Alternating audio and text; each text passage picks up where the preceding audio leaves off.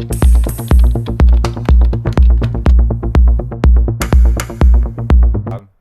we are live. So, hello all who join us now or staying with us from previous topics. So, moving to our last topic for today. It names like profitable strategies for BullRun 2025 and 2024. Different views from VCs, market makers, hedge funds, and representative from DEXs, for example. So, let's start. First, joined for us is Grigory Gonatarov. 2 minutes about you, and then we go into questions. Sure. Thank you so much. So my name is Greg. I'm the CEO and founder of Grigon. We are a market making firm. We started off in January of 2023.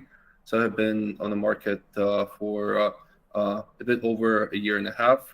We started as a tokenomics company. Given that my background mostly spans within the Web3 industry in tokenomics development, mathematical modeling, computer simulations. And as we have progressed over time, we have also expanded our business into market making, given that we have built tokenomics for a quite large variety of projects. We're sending them off to different market makers, and kind of came to the conclusion that if you want to get something done right, do it yourself.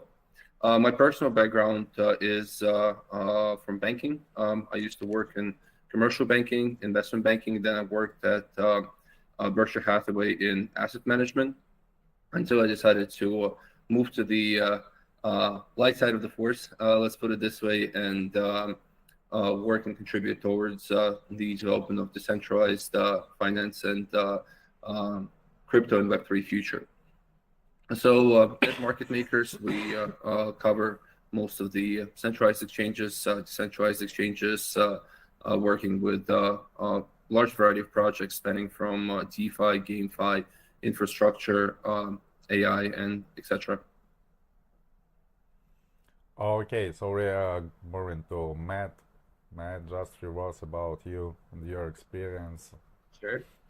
Thank you so much. So Matt McKibbin, I've been involved in the crypto industry or the blockchain industry since 2013. I was running the Washington, D.C. Bitcoin meetup back in 2013. It was 5 guys in a coffee shop.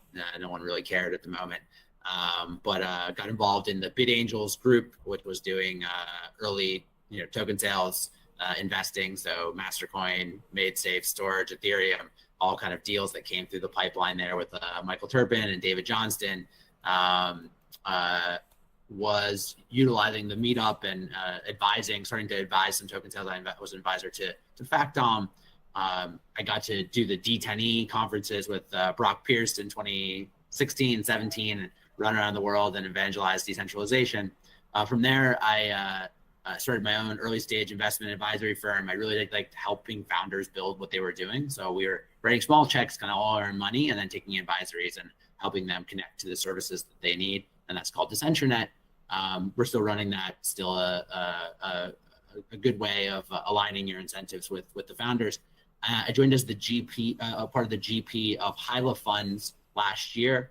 And Hyla Funds is a liquid venture fund of fund group. And so we invest in a multi-manager, multi-strategy thing. I think we have about 20 funds under management currently, all in different subsectors and geographies of the digital asset space. But unlike typical venture capital, you're only locked up for a year because it's a hedge fund, fund-to-fund structure. So you get a broad diversification of venture, but you're only locked up for a year, and then you can redeem with quarterly thing. We also have a joint venture, which is kind of a complementary strategy, which is Amphibian Capital, which is market neutral quant fund of funds, but they have BTC and ETH and USD share classes. So if you're bullish on BTC, you're bullish on ETH, and you want to stack those, you get your yield in those respective assets. Excited to be on this panel. So thank you so much. Okay, perfect. So next we go into Arseniy. He was here and last joined Gleb. So just starting from Arseniy, 2 minutes about you and you're working now for All right, sounds great. My name is Arseniy. I'm in market from 2017. I have a large experience in marketing and BD. Right now, I'm co-founding and I'm CMO of the DEX perpetual exchange named Electra. We won a Startup of the Year in Blockchain Live. We are raising right now with negotiation with, I guess you know those guys like Magnus, Waterflow, Gate.io, OKX Ventures. We are also looking forward to maybe speak with you, Matt, and we are bringing a different solution of the trading experience to the market because we are not a market maker on order book, or we're not taking them from the API. We're doing own liquidity layer from its own blockchain. So we're backed by Lumia right now. It's like a blockchain which provides us liquidity layer solution, and we are building the DEX on the way of the DEX adoption. And we G2M 1 month ago. We have a big community, big numbers of supporters in 6 regions, and we keep growing day by day. That's why we actually want a all startup pitch session. And right now we just opened the VC round and looking forward to work with the big backers to make us stronger, because we understand that the flow and the liquidity from the DEXs, it slowly migrate to DEX, and we are here to provide the users mass adoption from the Tone ecosystem perspective of view, because our exchange will be also based on Telegram mini app, including the desktop and iOS as well. So yeah, something like here. Yeah, happy to be here. Thank you guys. Okay. I have to run soon because I'll be a speaker in the OKX Venture panel in 1 hour. So maybe I'll sit here for 5 minutes. Don't think that it's like some bad attitude. Just want to remind you straight away. And thank you guys for sharing your professional views of the market. Okay, we thanks Arseniy for him 15 minutes, not 45 as he want, but he not ignored us as another speaker that just not joined it, so I appreciate it. And okay, we are moving for Gleb. Gleb, few words about you, what you are working for. Yeah, no, absolutely. First of all, thanks for inviting me here. It's a pleasure to speak today. Definitely a pleasure to be among such great and prominent people in the industry. I've been around in the space since 2019. That's also the same year when I started building Vortex. Vortex is a market maker and token advisor. I guess kind of similar to what Gregory mentioned when he was speaking. Like we also provide market making services with a few emphasis and a few perks that distinguish us from competitors. We basically make sure that the markets are liquid, the tokens that you guys trade are liquid enough for you guys to both sell and buy it on any exchange you have. We also back some of the early stage projects. We make sure that either we help them connect with right partners, right launchpads like VCs, or sometimes we invest in them ourselves. And apart from this, we also provide services which are kind of like complementary to the main market making service. We help some of the early stage projects on tokenomics, on advisory, on all those kind of things as well.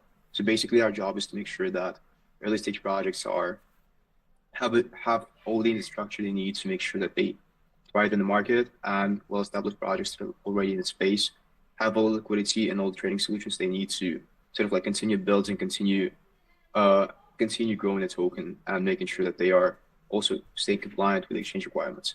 Apart from this, we also plan to open a completely separate VC arm next year. Basically making sure it's not going to be completely separate from Vortex, but it is planned as sort of like a separate body still, and a company that is going to exist on its own, even though within the Vortex ecosystem. And we plan to focus on real world assets and probably the AI projects in crypto since Q1 2025. Okay, great. So we are ready for first questions. Relates to our topic about profitable strategies. Yeah, for BullRun, we have now here VC, we have now market makers, we have now founders. Yeah, so the question is, what assets or sectors you are waiting that outperform this BullRun? Yeah, to make interested on this, and where we need to look to get more profits, for example. Yeah, so in this cycle. Let's start from Greg. Thank you so much. So in terms of the liquidity movement, that we have been noticing. As opposed to previous bull runs and the way things used to be when you have like a Bitcoin season versus altcoin season, where all of the assets are growing and the liquidity is distributed somewhat evenly across everything that is going on. Right now, we're noticing that liquidity concentrates in specific sectors, given that the capitalization of digital assets has grown significantly over the past couple of years. It's difficult for all of the sectors to move simultaneously at the same time. So what we have kind of been observing is that liquidity flows between different places. Like there was a large rush on AI tokens about a year ago. Then that liquidity has flown into the meme coins. And right now we're noticing that there is a outflow of liquidity from meme coins. And currently this liquidity hasn't really found like a fundamental place to be at. What we're noticing is there's a lot of RWA projects who are picking up. That's definitely a larger trend that we're seeing, both on the tokenomics side of our business and both on the market making side of our business. Also, Deepin is growing significantly. I have seen quite plenty of Deepin projects launch in the recent time. I would say that none of them have yet achieved a user experience and the kind of product that is suitable and competitive in the market against centralized solutions. But I feel like they're going to get there eventually. From what we have seen over time, usually when one of the sectors starts popping off, there's a couple of projects who've been building for quite some time who are gaining traction, who are gaining recognition. And that's when a lot of people see this and start building stuff in that specific direction. So we're also seeing somewhat of a resurgence in AI, where projects who were started like a year or two ago are finally building on to become something and gaining some traction. So if you ask me what are the main sectors to look out for in the current phase, I would say pay very close attention to RWAs, Deepin, and AI. Interesting, you.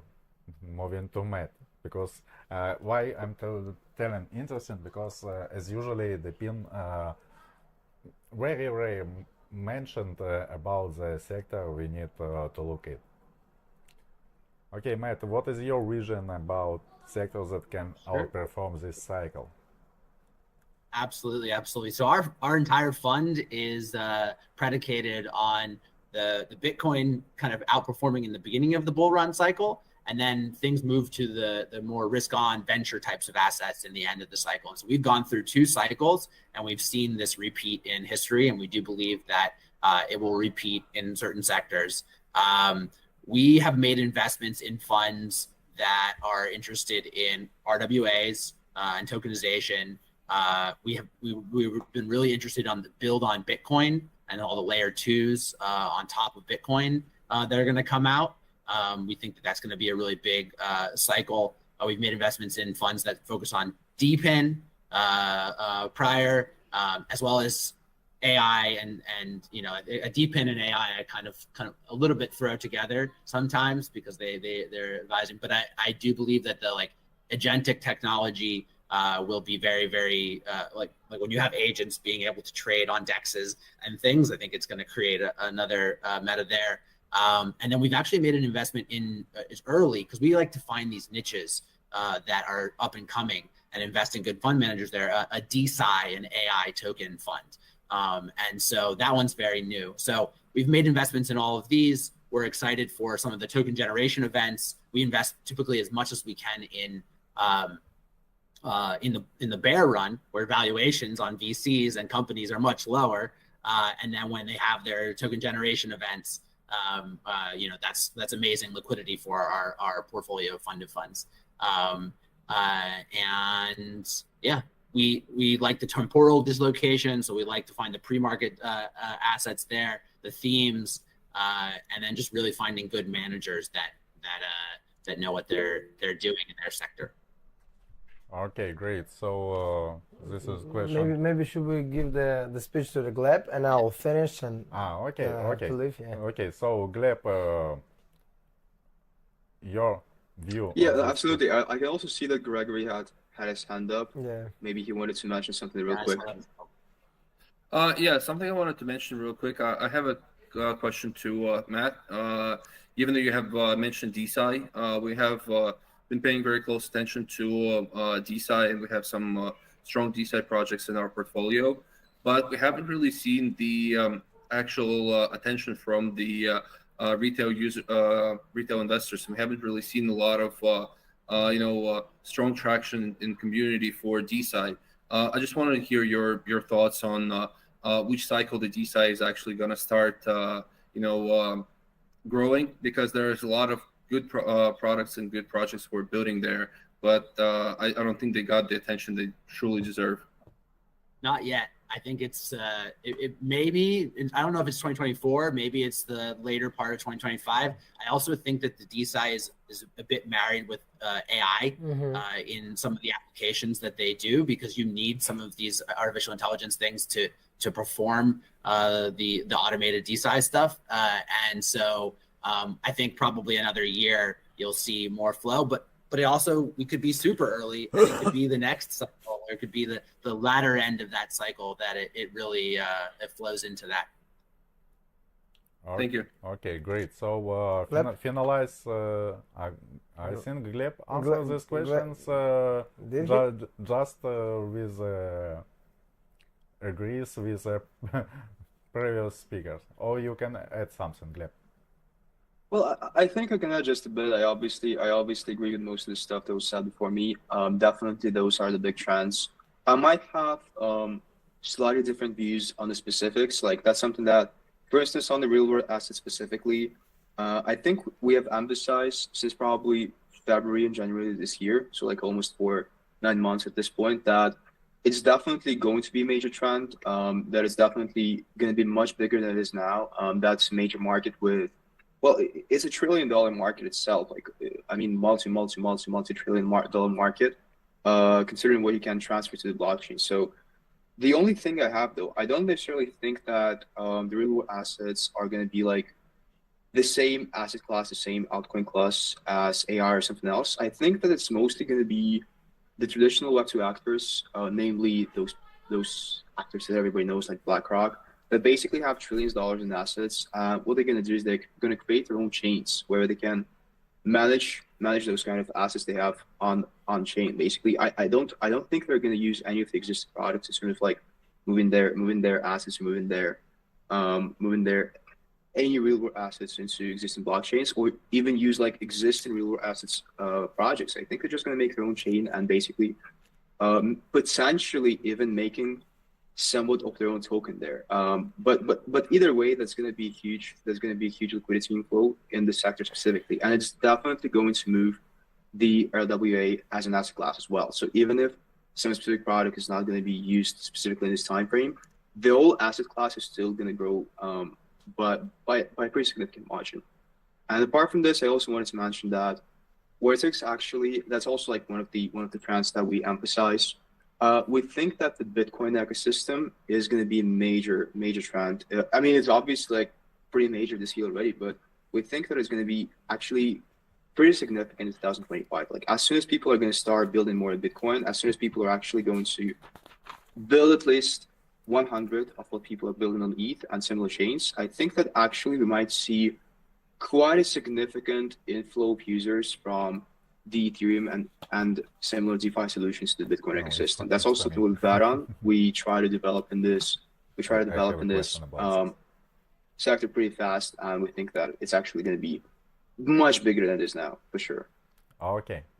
So we are moving to Arseniy. Arseniy gives his view on this question and leave us. All right. It's nice to hear like real professional OGs in the market. So basically, I'm totally agree with all of you, especially RA. For you guys to know, maybe Matt is gonna be more interesting to talk with me afterwards. We are based on its own L2 solution, which is actually providing RWA, and our blockchain is Lumia. We're in negotiation with a lot of GR right now, all regions, including UAE, Egypt, Kazakhstan, Philippines. This is our backers and our blockchain. We're based our B2C solution Electra, and yeah, definitely the future is under RVA. I'm holding lots of Lumia tokens. It was a transition of Orion to Lumia last week.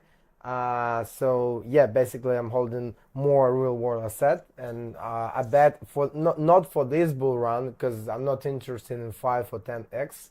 But according to the prosperity for 10 years, the RVA sector gonna take over the majority of this market, of the Web3 market, especially with AI narrative coming, because AI integration, it's kind of, my girlfriend, she's also in Web3. She's managing 3 projects as well, and she every day works with the chat GPT, and she talking with the GPT, and it's for me it's a little bit weird because I'm a little bit old school guy, even though I'm all in like me. Yeah, I'm all in fintech, right? I'm building my own exchange, but I'm still she's talking with GPT. I'm what are you doing? She's it's my best boyfriend. He helped me a lot. He helped me a lot with everything. So yeah, definitely AI trend is gonna be super performant. That's why the company like Agix and Fed, they measure and acquire together to not be a competitor, but to be a majority player in the market. And Ton ecosystem. No one mentioned this because you are in Solana.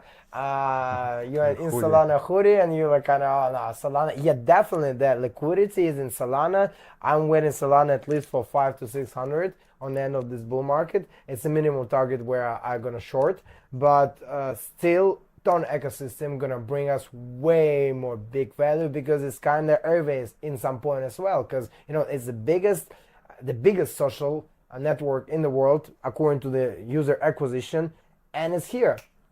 You can transfer from your wallet, from your app, anywhere you want.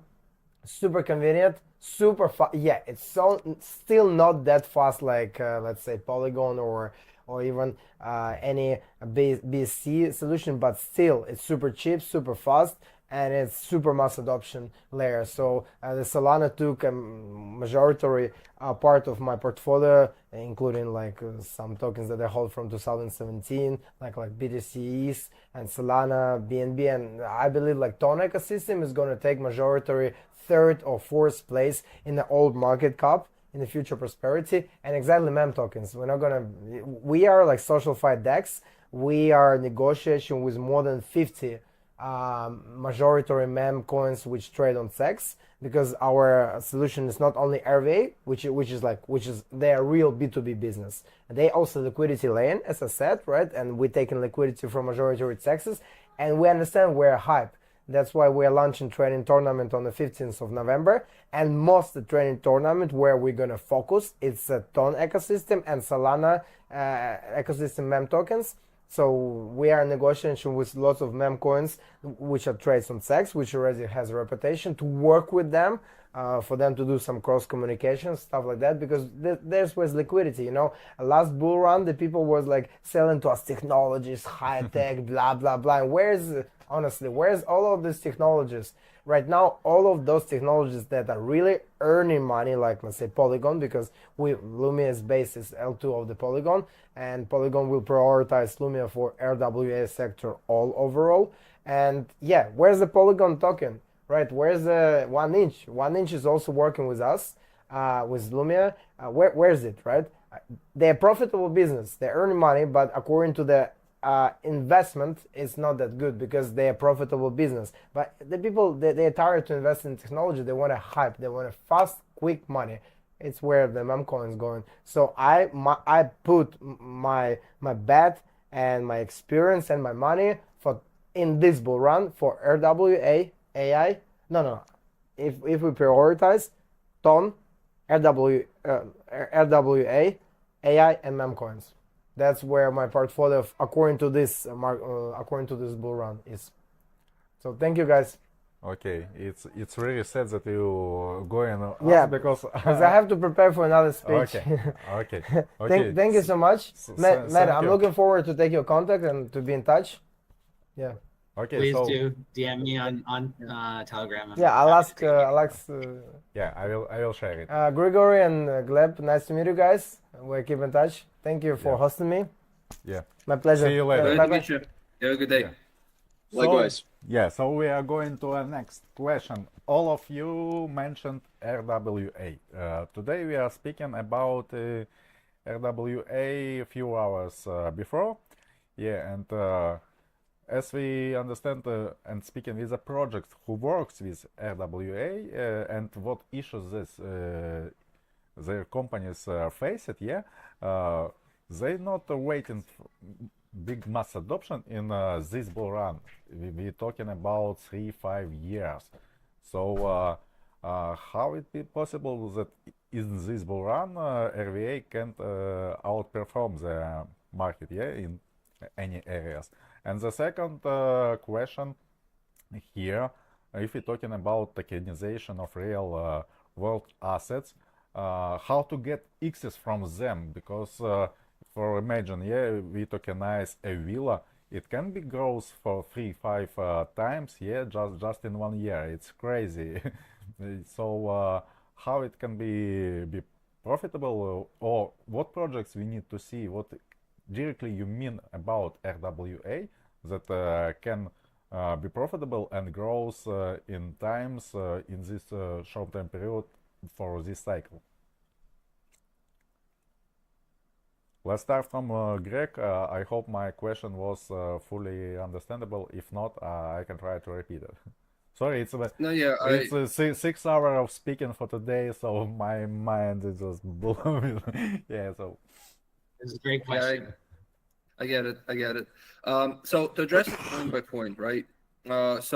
First, let's discuss, given that RWA, as you said, is going to actually gain the traction it should gain in 3, 4, or 5 years. Here's the thing: a lot of the large things have become noticeable and have become popular before they were able to gain mass adoption and before they were able to gain great traction. If you look at Ethereum, for example, there's been 6 years between the initial launch of ETH and the actual wide mass adoption of DeFi Summer. If you look at, for example, BitTensor Network, right? They have launched in 2017, I think, and it's only now when people are actually starting to build something on top of it and do something more user-friendly with it.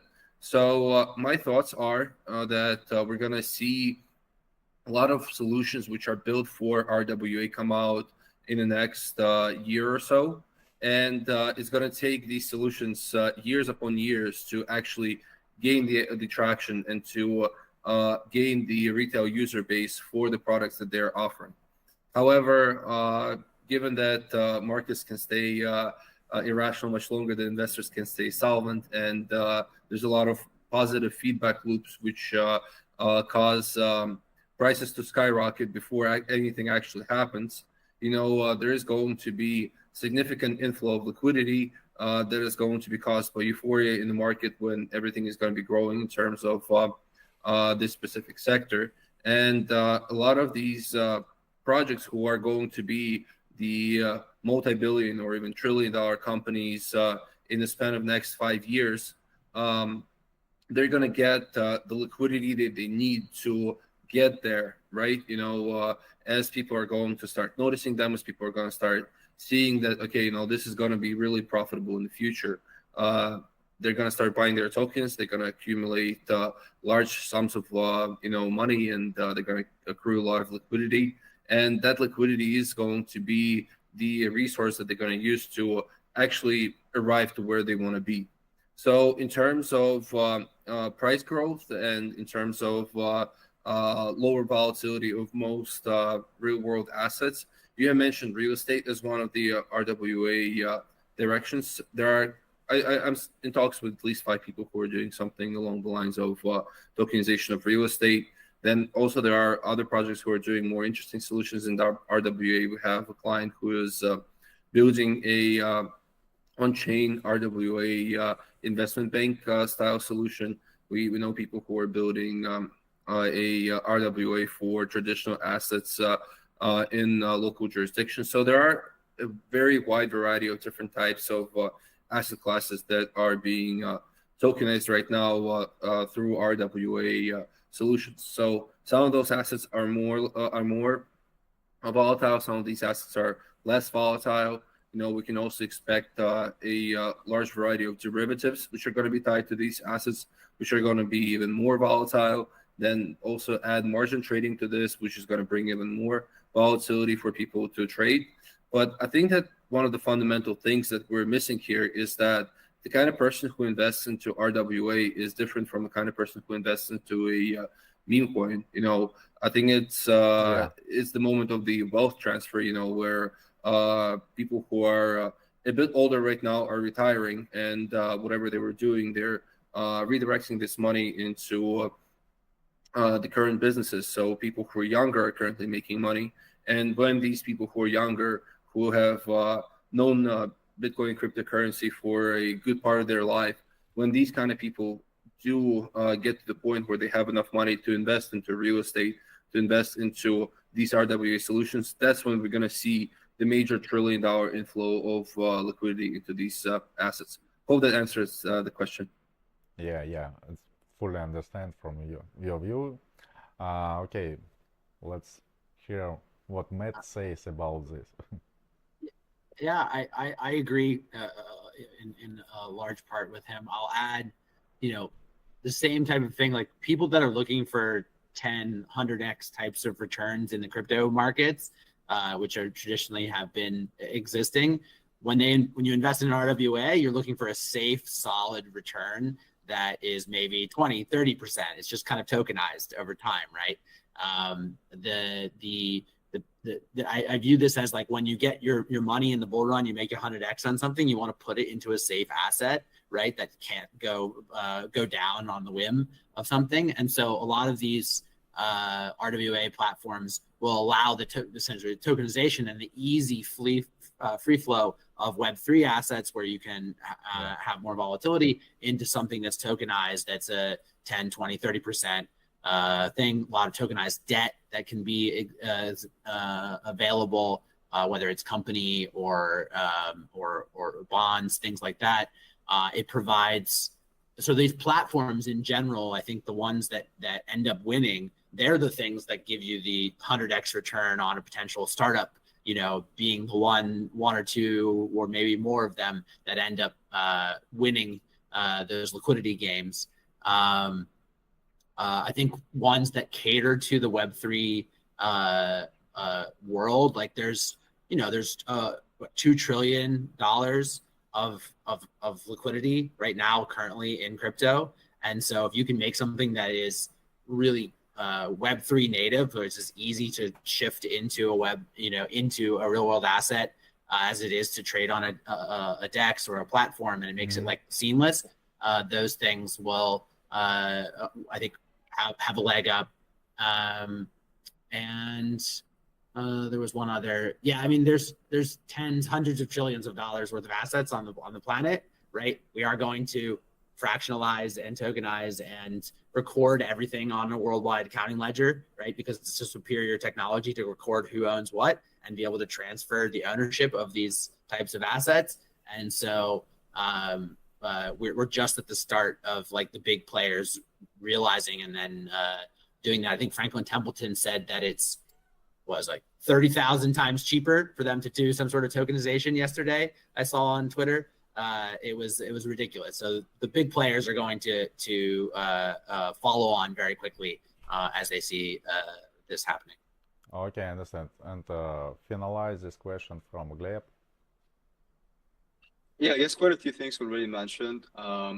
That's also kind of similar, like to one of the trends I mentioned in one of the very first questions. I definitely agree with the previous speaker, especially Matt, on the part where some of the key players are going to shift their assets on chain. It's definitely one way or another is going to happen. I'm a bit skeptical, to be completely honest, about crypto staying the same way it is right now when it actually comes to trillions and trillions of dollars moving on chain and big companies actually moving their assets there. I think that most likely what's going to happen is that crypto is going to become much more regulated than it is now. Fortunately for some, and unfortunately for others. Some of the schemes are probably not going to exist anymore, while new things are going to pop up, and it's definitely also going to. Basically, it's very important to understand that crypto is insanely small compared to real estate market. It's insanely small. So when we say that real estate, or at least some part of it, at least somewhere, is going to become tokenized, it's very important to understand that it's better for crypto than it is for real estate. So people are going to buy real estate one way or another. They have to live somewhere. They have to have a house or an apartment, or at least rent it. So it's not like it's not going to exist. It's always going to exist. Like, people do have to have a place. But the question of whether or not people are going to use crypto to buy real estate is much more important for crypto natives than people who actually rent it. So as soon as the reason I'm saying this is because as soon as crypto will have this utility, this crucial utility of actually being able to sort of like easily invest it in real world assets, or rent, tokenize, have a fractional ownership, whatever it is, like all of these multiple utilities, that's when people who have an insane use case and an actual motivation to buy crypto, not even necessarily like some specific token, maybe just a stable, but still, that's a major component of why people should move their money from fiat to crypto. That's definitely going to be major. Whether it's going to happen with CBDCs, I hope not, or if it's actually going to be like with the current stables, it doesn't matter. It's still the current market cap, as Matt mentioned, is 2.2 trillion for all the tokens combined. Liquidity is much lower,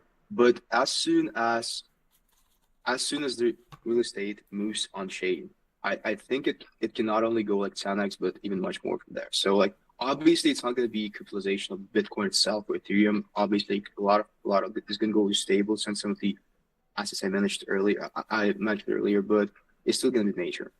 I hope it happens by 2030 for sure. Okay, so if we can sum up all I heard about RVA from your points, yeah, maybe it was misinformation in a question that when we're asking about outperforms, I understand that in outperforming we means a share of the market that RVA can grab from the market we have in this bull run, yeah, but it's not expecting it's a huge X's from here, because yeah, it's working, it's like a diversification for maybe not stable coins, but most prognosticated prices, yeah. So just to diversify all the funds. Okay, so we have 3 last questions, 3 in 1. So tell me please, how do you think bull run is starting or not? If it not, what indicators you're waiting for that can confirm that it started, and what a market cap size you thinking will be in the end of November 2025, because November 2025 from the most of people I'm talking is a date when most of all thinking that bull run will finish. So let's start from Grigory and finish this topic. Sure. Before I start addressing this question, something I wanted to mention about what Gleb has said. In terms of RWA in real estate, if we pay attention to who are the biggest real estate buyers right now, for example, in the United States, it's private equity firms and it's real estate investment trusts. So I'm not sure if it's going to be, in the sense that if I want to go and buy an apartment for myself, I go on chain and I go find that apartment and buy it. I think it's going to be more of a investment vehicle used by institutional traders in a rate type of style thing for the main liquidity flowing into real estate through blockchain. That being said, to address your question, so I think that we're not going to see the bull run as we kind of seen it over time. Over time, the bull run was that everything is growing, and wherever you're putting your money, you're catching your X's pretty much right away. I think that the further, behavior that we're going to see across markets is just liquidity is going to be moving across different types of sectors and industries, and is going to be very local to the things that are present in the given moment. I think we're currently in a stage that could be classified as a bull run, but I think that as these sectors are kind of floating between each other, it's not going to be that everything is growing. Right now meme coins have been growing. Maybe next one is going to be RWA that's going to be growing, or Deepen, or any of the other sectors that we have mentioned. And that local growth in these sectors is not really going to transfer over to everything that is happening on chain, just because to get like that kind of movement that we used to see before, we would need trillions of dollars. And right now, I just don't see that this liquidity could be flowing in very that fast, to make it, a crazy euphoria. And if we're talking about what's going to be happening in November 2025, I think it's highly contingent on who's going to win the election. If it's going to be Kamala Harris, then probably we're going to go into a crypto winterish type of scenario. If it's going to be Trump, we're going to see a lot more liquidity flowing in, especially if they decide to add Bitcoin to the United States reserves. That would be something that could bring Bitcoin over $100,000 in price. And I think that, in November 2025, it's going to be business as usual, that there will be some sector that's going to be really popular and it's going to be growing fast, while as everything else is going to be stagnant. Okay, just your numbers of how can be valued market cap, for example, because I'm believing in 10 trillions. I don't think it's going to be in 10 trillions. If Trump wins, maybe it will be 4 to 5 trillion. If Kamala wins, I think it could be around 3. Like 3, it's just 20% from now? Yeah. If Kamala Harris wins, it's probably going to be 3. Okay, I understand. If Trump, 4 I to 5. understand you fully. Okay, Matt, so what market cap you expected to 2025 final? What indicators for now, if we are going in bull run in market, or if we know in bull run now? Yeah, so I do think we're seeing signs of the bull run starting. We're starting to see like big legs up on Bitcoin. We have largest asset managers in the world, like BlackRock, basically being our marketing team, going to different countries and talking on stage about this as a hedge to geopolitical risk. You're seeing very large banks and institutions. Just yesterday, there's a vote for Microsoft, a $3 trillion company, to add Bitcoin to their treasury, voting December 10th. So these are the types of things that we saw, like with Elon it's a science, yeah, it's a sign that these really big ones kind of do some of that with treasury management. That's the liquidity on the exchanges dries up very quickly, and you can see that kind of hyper Bitcoinization happen very rapidly, especially given the United States debt position, and $35 trillion in debt, 500 billion just in the past 2 weeks going up. And so there is a potential for some of these institutions to hedge against large amounts of inflation with Bitcoin, and that's what BlackRock and these institutions are positioned for, and can decide, hey, we think it's good for 5% of your portfolio to be in Bitcoin. The boomers that are retired kind of thing, right? In terms, I don't know that it necessarily flows into the other like risk-on assets the way that it is. I agree with Gregory there, that it doesn't always necessarily flow as much, and it's not as big to flow in, especially the ones that are in the ETF. Like the ones that are locked up in the ETF don't flow into necessarily the risk-on assets. Some of the people that own that, and but I do think they do flow into the venture space, like that as part of our thesis of our fund. I do think that that's actually going to happen, just maybe not as much in some cases. I don't really like making predictions about market caps, but I'll say two things. One, if we can add the tokenization of real world assets to that market cap, we could see 10 trillion, right? Yeah. If we could actually have rapid tokenization of these types of things. I don't know if you count that in kind of the software blockchain side of things, but you could see real world assets tokenized much faster if some of these institutions go on board.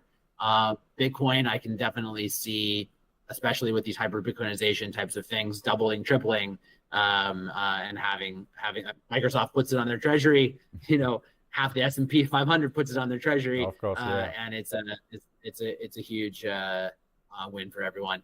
We have a treasury management type of solution at Amphibian Capital. You get yield on your Bitcoin assets. So if you put 10 Bitcoins in and we make 15% for the year, you now have 15% more Bitcoins. So I see those. We are launching an institutional fund at some point, and so I see those types of products are very useful. Shameless plug, to talk about some of our products that do help with the treasury management side of things. Okay, great. And let's finalize with Gleb. Yeah, for sure. That's definitely very exciting.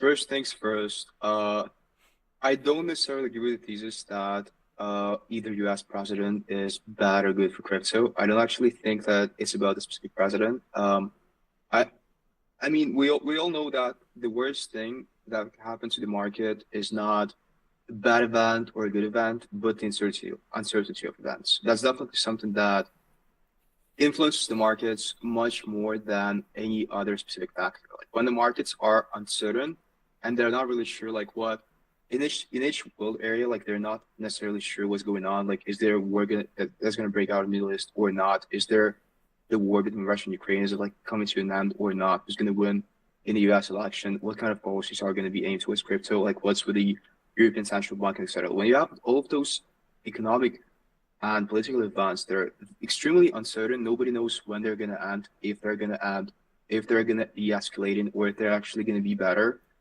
That's what influences the market and actually prevents them from growing. Because in order for crypto to grow, in order for crypto to grow as an asset class, not just have a Bitcoin like do 10% or 5% each month, but actually have a extremely strong driving narrative for growing as an asset class, you have to have institutions, VCs, and hedge funds that are ready to invest any part of their portfolio, preferably, obviously, the point of data into crypto. Like Web2 money always have to flow in order to start next bull run or even something close to it.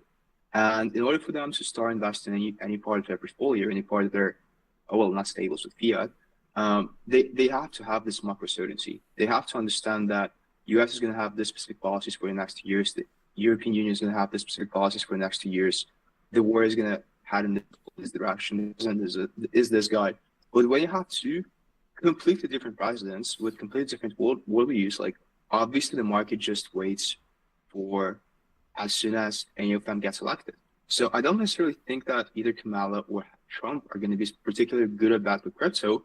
But I do think that basically as soon as this uncertainty ends in November, that's when we're actually going to see a clear course, because the market is not very certain right now in terms of like a clear direction, and the market is not, it can go both ways with an equal probability probably. So I'll definitely say that any kind of prediction should be made when the world is in a more clear state, for sure. Okay, I'm just, for me, save this video for next year. Yeah, it's November 2025, it's for a year, and we returns to this talk to remind it. Okay, so for now we are finished. 6 o'clock, we are going out of our time. We are finished our second day of this great summit. Yeah, so thank you so much you have joined us, share your experience and vision about where we need to look at the market now, for what indicators. So thank you so much. I really appreciate you going with us. So have a nice day. Bye bye.